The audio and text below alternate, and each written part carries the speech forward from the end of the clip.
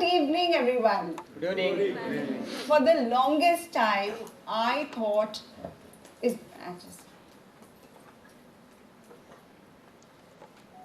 yeah. For the longest time, I thought I was navigating challenges, trying to outlive them, trying to outlast them, trying to survive them. But when I got this opportunity to speak here, I realized that I wasn't overcoming any obstacles. I was breaking barriers and building bridges. But before I begin, I want to ask you some questions. I want you to answer them quietly in your heart. Have you ever felt that it's too late? Too late to learn something new? Too late to love? Too late to find your purpose? Have you ever felt boxed in by other people's expectations? Have you ever felt that your life has already been scripted and you have no say in the matter? I have. And today I'm going to be talking about this and how I overcame it and rewrote my whole story. So in the 1980s, in India, less than 1 in 3 women could read or write. In the urban cities, it was a little better. More than half could.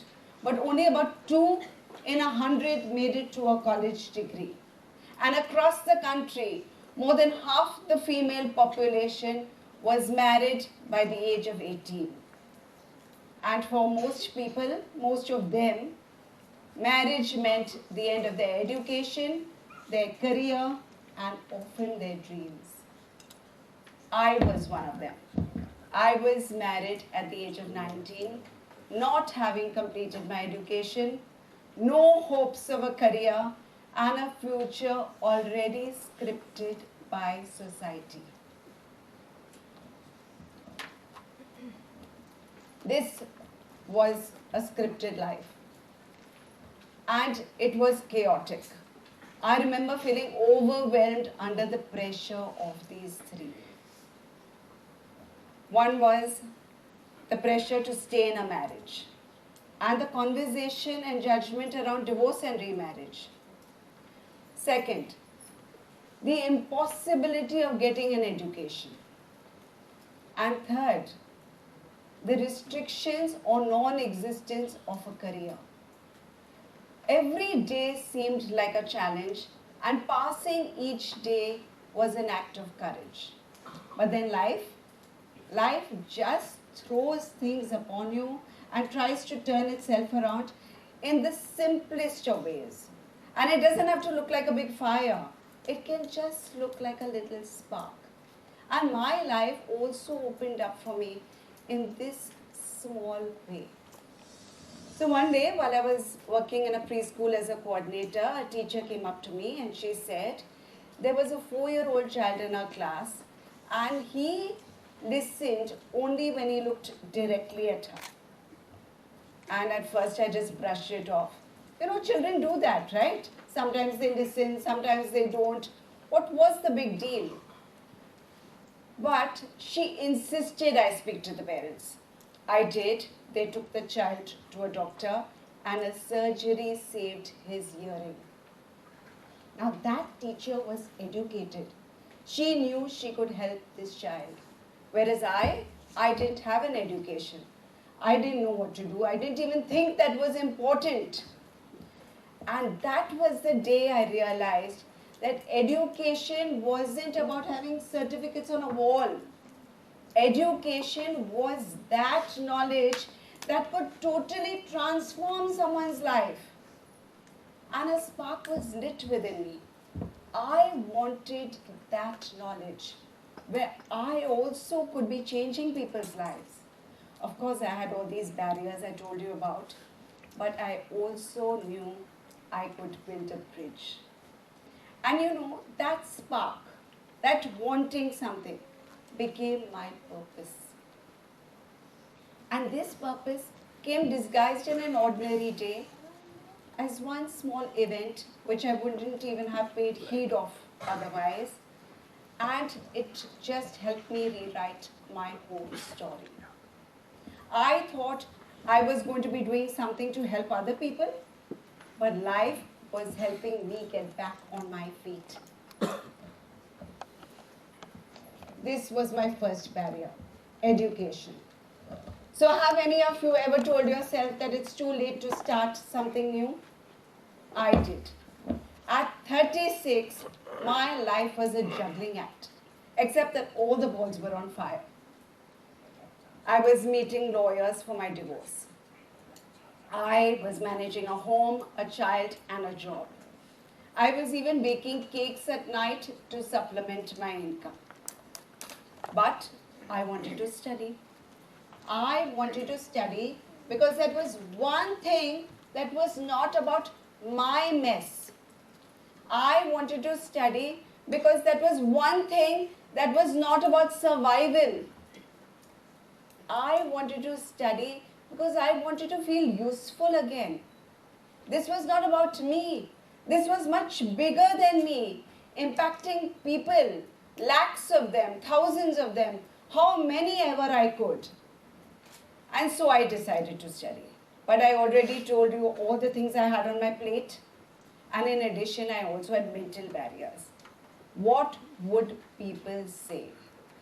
It's so embarrassing. Who starts studying at this age? And then I thought to myself, I pictured myself actually.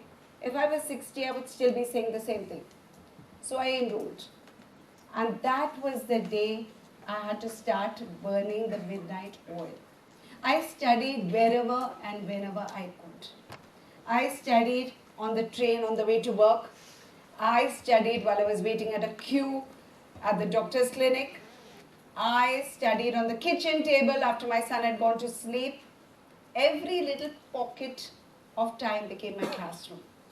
And at 40, I completed my graduation.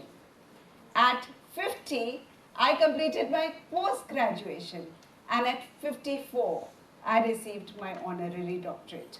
And in between the ages of 40 to 54, I completed umpteen certificate and diploma courses. In short, I studied, like some of you binge watch TV shows. I studied one season for you was one degree or one exam for me. And I still remember the first day I went for my exam.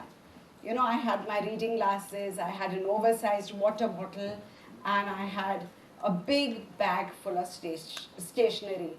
And my son looked at me and he said, "Mommy, are you going to open a store? Or are you going to go and give an exam?" And anyway, jokes aside, I decided that that was the best thing I did to start rewriting my story. So if any of you think it's too late to begin, it's never too late. You're always on time. This was my barrier number 2, divorce and remarriage.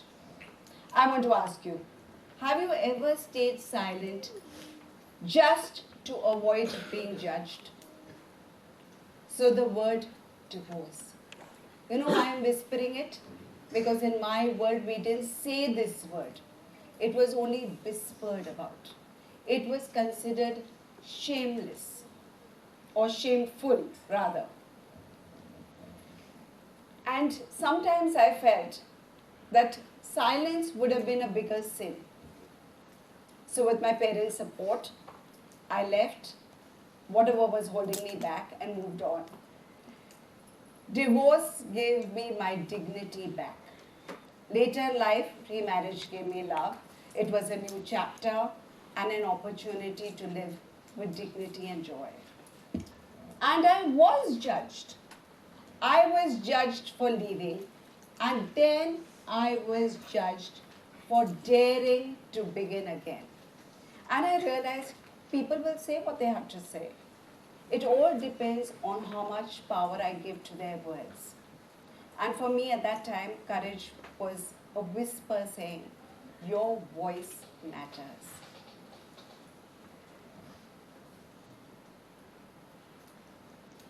My barrier number 3, career and work.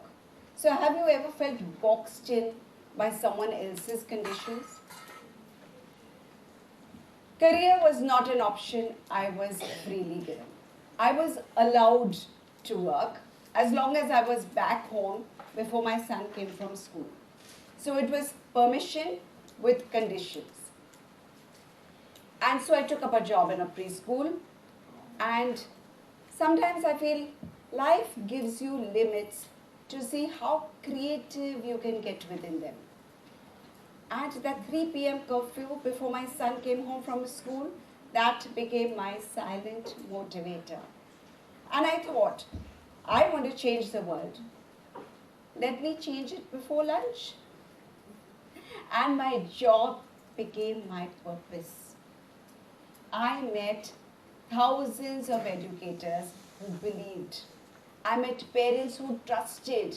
I met children who loved to learn.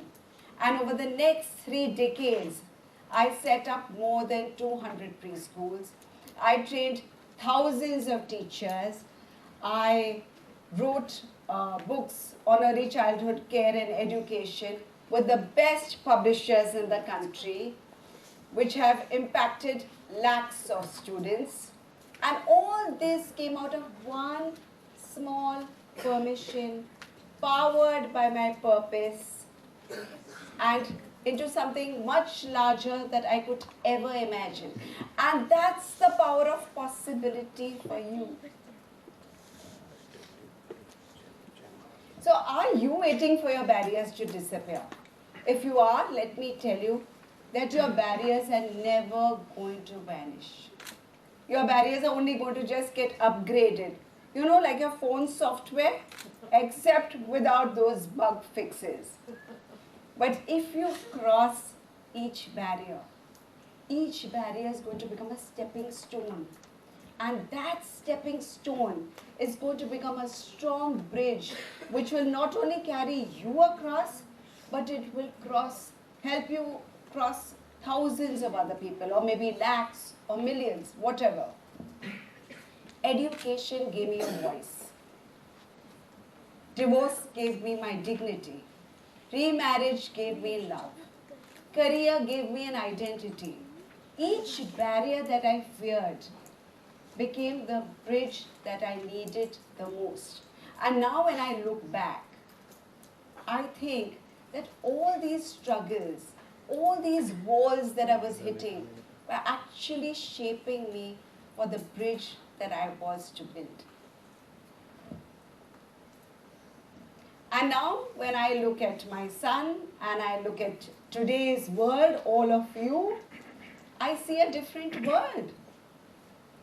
The words divorce, remarriage are so commonplace. I see that there is education, it's a right for everybody. I see that nearly everyone has a career. But I still see the need to conform. Children want to finish their education at a certain age, maybe 22, have a career by 25, they want to get married by 30, they want to be successful at 35. Arey, timelines are not lifelines. So if you're 25 and you're feeling that you're lagging behind, or if you're 45 and you feel you're too young or too old to begin, let me tell you, you are right on time. So every time I broke a barrier, I took on a new identity. So from a wife, I became an entrepreneur. And from a mother, I became a student. Or from a homemaker, I became an educator. Now all these identities merged and they became a part of me. And it created a unique me. So reinvention was not betrayal. Reinvention was evolution. And I didn't lose anything when I took on these identities. I just found parts of me that were waiting to be seen. So, when these three, my divorce, my education, my career, all crashed into my life, I thought they would bury me. But they didn't. They became the pillars of my bridge. A bridge which not only I have crossed, but where thousands of families, children, educators have crossed to a better future. So I'm not going to give you a crash course. I'm going to ask you one more question. What barrier are you carrying in your heart today? Is it that you're too old? Is it that you're fearful? Whatever it is, I want you to remember, it's never too late for anything. Don't stay silent to avoid being judged. And don't let anyone or anything put you in a box. Because when you cross that bridge, you will realize that the only real barrier is the one that you never tried to cross. And once you do, the view is incredible. Thank you.